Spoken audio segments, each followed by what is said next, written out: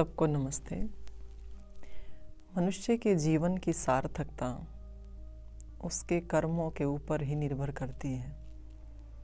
और कर्म उसको कैसे करने हैं कि कर्म उसको करने हैं जो उसके जीवन के लक्ष्य को प्राप्त करवा सकें, क्योंकि कर्म ही मुख्य होता है। और गीता के माध्यम से हमारे को ये बताया गया है, समझाया गया है कि जब हम निष्काम भाव से कर्म करेंगे, अनासक्त भाव से कर्म करेंगे, अपने कर्तव्य को समझते हुए जब हम आगे बढ़ेंगे तो वो निष्काम कर्म बन जाते हैं। हमारे ऋषियों की एक बहुत बड़ी विशेषता ये रही है कि वो जो समझाते थे, वो जो संदेश देना चाहते थे, सूत्र रूप में पहले ही हमारे सामने उस उद्देश्य को रख दिया करते और पूरा का पूरा ग्रंथ उसी को समझाने के लिए तैयार किया जाता था। ठीक इसी प्रकार से गीता में भी कि जीवन का उद्देश्य क्या है, भूमिका में ही बताया गया है कि जीवन का उद्देश्य है श्रेय पथ पर चलना, अध्यात्म की ओर अपने कदम को बढ़ाना, क्योंकि जीवन का लक्ष्य यही है कि हम अपने दुखों से छूट जाएं। और दुखों से हम कब छूटेंगे? जब हम जन्म मरण के बंधन से छूट जाएंगे।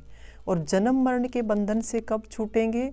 जब हमारे अंदर कर्मों के संस्कार नहीं रहेंगे। और कर्मों के संस्कार कब नहीं रहेंगे? जब हम निष्काम भाव से कर्म करेंगे।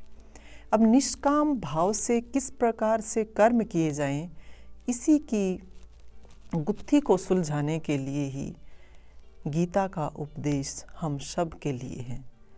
सर्वप्रथम जब कर्तव्य की भावना को भरते हुए अर्जुन युद्ध के मैदान में खड़े हो जाते हैं कि हाँ, एक क्षत्रिय हूँ और मेरा धर्म है कि मैं युद्ध करूँ। और युद्ध भी कैसा युद्ध? धर्म युद्ध। कि ये जो युद्ध हो रहा है ये किसी की हिंसा के लिए नहीं है, किसी को हानि पहुँचाने के लिए नहीं है, अपने राष्ट्र को नुकसान करने के लिए नहीं है। ये धर्म युद्ध है कि जो दुर्योधन जैसा मानवता का जो हत्यारा राजा बना हुआ है, पूरे राज्य पर राज करता है, और उसकी जो कुटिलताएं हैं कि किस प्रकार की कुटिलताएं रही हैं कि अपने ही भाइयों को एक पल के लिए भी वो अपने साथ रख के खुश नहीं है, उनको कुछ देने के लिए वो राजी नहीं होता।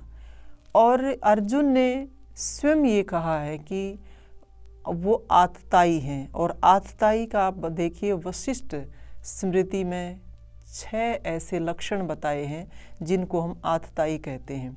सर्वप्रथम क्या कहा है कि आतताई वो होते हैं जो घर में आग लगाते हैं, जहर देते हैं, लूटते हैं, धन को लूटते हैं, और जो है अस्त्र शस्त्र लेकर के सीधे मारने के लिए चले आते हैं, और खेतों को लूटते हैं, स्त्रियों का अपहरण करते हैं। तो ये सारे के सारे जितने भी अवगुण थे ये सारे दुर्योधन में समाहित थे। तो दुर्योधन जो है पूरा का पूरा एक तरह से अपने आप को जो है कुटिलताओं से युक्त अपने आप को उसने अपने जीवन को कर लिया था। और प्रजा जो है बहुत दुखी थी, जो पूरे राज्य में हाहाकार था, अन्याय जो है चारों तरफ दिखाई देता था, उनका अपयश फैला हुआ था। तो ऐसे समय में कि हम अपने राज्य को किस तरह से इन लोगों से छुटकारा दिलवाएं, कैसे हमारे राज्य में शांति स्थापित हो, तो अहिंसा के लिए कि अहिंसा को पूरे समाज में, पूरे राष्ट्र में फैलाने के लिए ही ये धर्म युद्ध तैयार किया गया। दोनों तरफ सेनाएं खड़ी हैं, परंतु अर्जुन के मन में ये जो मोह का भाव भरा, ये मोह का भाव अपनों को देख करके, स्वजनों को देख करके ये पता था कि ये ऐसे कुटिल लोग हैं, इतने दुष्ट लोग हैं, इनसे मेरे को इनके साथ युद्ध करना है। परंतु ये भी था कि दुर्योधन को का जो साथ दे रहे थे उसमें भीष्म पितामह, द्रोणाचार्य, ये जितने भी जो आचार्य लोग थे ये भी सामने खड़े हैं। अब जो लोग बुरे लोगों का साथ देंगे तो वो भी शत्रु ही कहलाएंगे, चाहे वो कितने भी अच्छे क्यों ना हो। सामने आए परंतु अर्जुन के हाथ पैर उनको देख करके कांपने लगे थे। तो इस समय जो है जब वो बिल्कुल निढाल होकर के गिर जाते हैं अर्जुन, तो उस समय योगेश्वर श्री कृष्ण एक बात कहते हैं कि तुम्हारे अंदर ये इस प्रकार का ऐसी विकट परिस्थिति में ये विचार क्यों आया। ये तुम्हारे अपयश को फैलाने का ये विचार है कि तुम्हें जो है अकीर्ति की तरफ लेकर के जाएगा और सदियों सदियों तक तुम्हारे ऊपर ये धब्बा लगेगा कि तुम युद्ध के मैदान से भागे थे, तुमने पलायन किया था। क्योंकि जो क्षत्रिय का धर्म है युद्ध लड़ना होता है, तो तुम इससे पलायन कर रहे हो, तुम भाग रहे हो। ये सब तैयार है युद्ध के लिए, लेकिन तुम जो है इसका बीच बचाव करना चाहते हो। और यहाँ एक शब्द कहा है योगेश्वर श्री कृष्ण ने कि क्लैवम मां समय गमः पार्थ नई तत्वयु पद्यते क्षुद्रम हृदय दौर्बल्यम त्यक्तोतिष्ठ परम तपः। क्या काहे पार्थ, नपुंसकता की ओर तुम कदम बढ़ा रहे हो। ध्यान से सोच लो, तुम्हें ये शोभा नहीं देता। और तुम्हारा जो ये हृदय है, तू तो शत्रुओं को सताने वाले थे, लेकिन तुम्हारा ये हृदय इतना दुर्बल कैसे हो गया। तुम शूरवीर हो, शौर्य को प्राप्त करने वाले हो, यश को फैलाने वाले हो, परंतु आज तुम्हारे हृदय में इतनी कमजोरी कैसे आ गई, इतनी दुर्बलता कैसे आ गई, ऐसी कमजोरी की भाषा तुम क्यों बोलने लगे। अर्जुन कहता है कि मैं कुछ नहीं कर सकता योगीराज, मेरी स्थिति बहुत खराब है और ये जो विचार आ रहे हैं ये मेरी इंद्रियों को सुखा रहे हैं बुरी तरह से। और दया का भाव जो है वो दोष बन करके मेरे को डस रहा है। अब ये मेरे को समझ नहीं आ रहा है कि सच क्या है, झूठ क्या है, धर्म क्या है। आप मुझे समझाएं, क्योंकि मेरी स्थिति ऐसी नहीं है कि मैं अपने आप को ये समझा सकूं कि सत्य क्या है। तो योगीराज श्री कृष्ण से वो यही बात पूछते हैं। तो योगीराज श्री कृष्ण एक बात कहते हैं कि असोचानन्व सोचस्त्वम प्रजावादांश्च भाषसे गतासून गतासूनश्च नानु शोचंती पंडिता। कि जिनके लिए शोक नहीं करना चाहिए उनके लिए तुम शोक कर रहे हो और पंडितों की भाषा बोल रहे हो, और साथ ही ज्ञान की बातें तुम कर रहे हो। अब जो लोग दुनिया में नहीं हैं, जो चले गए हैं और या जो है अभी हैं, उपस्थित हैं, वर्तमान में हैं, उन दोनों के लिए ही जो पंडित लोग होते हैं वो शोक नहीं करते। तो यहाँ योगीराज श्री कृष्ण का उपदेश अर्जुन के लिए शुरू होता है। वो क्या कहते हैं कि जो शोक करने के योग्य नहीं है उनके लिए तू शोक कर रहा है। अब यहाँ बात समझने की है। उन्होंने कहा है कि तुम किस बात का शोक कर रहे हो कि मैं इनको मार दूंगा, ये मर जाएंगे सारे, सभी जितने भी मेरे स्वजन हैं, मेरे बंधु बांधु हैं, ये सब मर जाएंगे और मैं इनको मारना नहीं चाहता, क्योंकि इनको मारने के बाद मैं उस सुख, उस राज्य का मैं क्या करूँगा, उस धन संपत्ति का मैं क्या करूँगा। परंतु योगीराज श्री कृष्ण इस बात को समझा रहे हैं कि आगे जो बताया गया है कि शोक करने के योग्य ये बात नहीं है, उसके लिए तू जो है शोक कर रहा है और फिर जो है पंडितों की तू भाषा बोल रहा है, बुद्धिमानों की तरह तू उपदेश दे रहा है। तो शोक करने के लिए क्या कहा है कि ऐसा कोई भी समय नहीं था कि जब तू नहीं था, ये लोग नहीं थे या मैं नहीं था, और ऐसा आगे भी नहीं होगा कि तू नहीं होगा, मैं नहीं होगा और ये लोग नहीं होंगे। यहाँ से उन्होंने उपदेश इस रूप में देना शुरू किया कि जो जीवात्मा है वो कभी मरती नहीं है।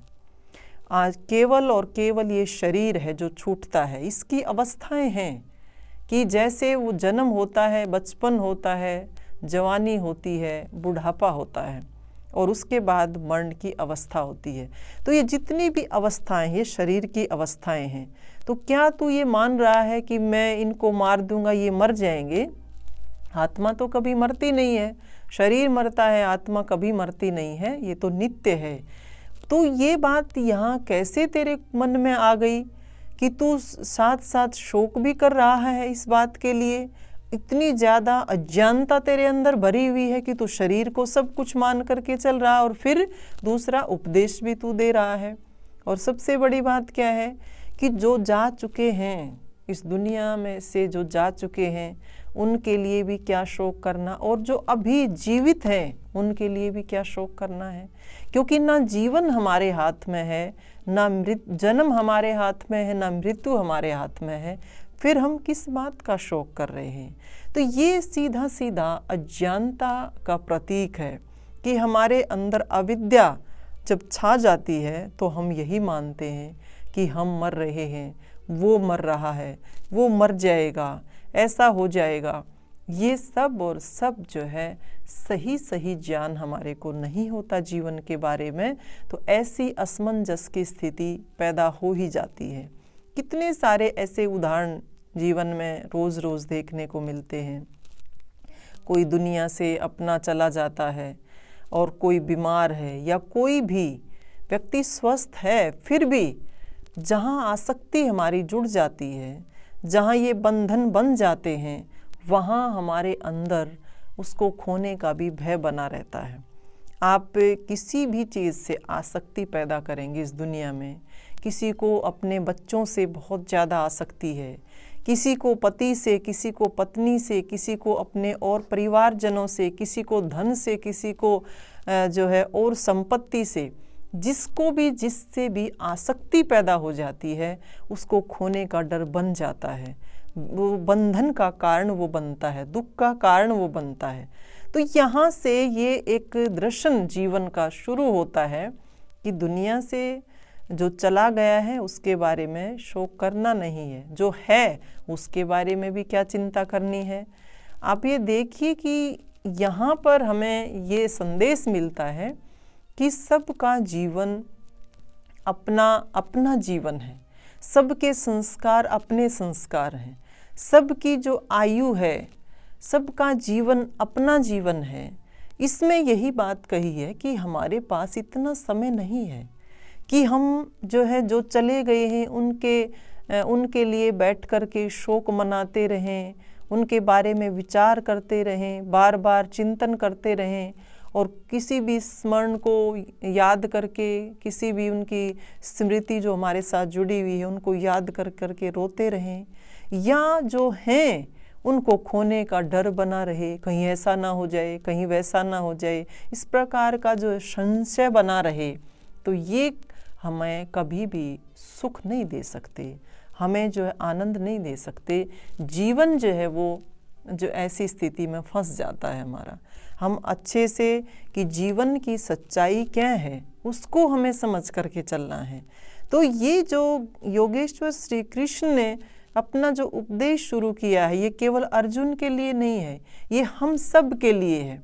कि यहाँ ये जो मोह शब्द आता है, जिस मोह शब्द ने अर्जुन को जकड़ लिया है, ये सबकी समस्या है कि जब तक हम अपने कर्तव्य को अच्छे से नहीं समझेंगे, जब तक हमारी इच्छाएं, हमारी वासनाएं जो है हमें घेरे रहेंगी, तब तक हम कभी सवाल ही पैदा नहीं होता कि हम निष्काम कर्म कर सकें, हम अपने कर्तव्य का निर्वाह कर सकें। किसी भी रूप में नहीं, हम किसी ना किसी रूप में किसी चीज़ से चिपके रहेंगे तो वहाँ कभी भी न्याय नहीं कर सकते और ना किसी को न्याय दिलवा सकते हैं, क्योंकि वहाँ बंधन जो है वो सबसे बड़ी बाधा बनता है। तो इसके लिए यही है कि हमें उस रास्ते पर चलना होगा।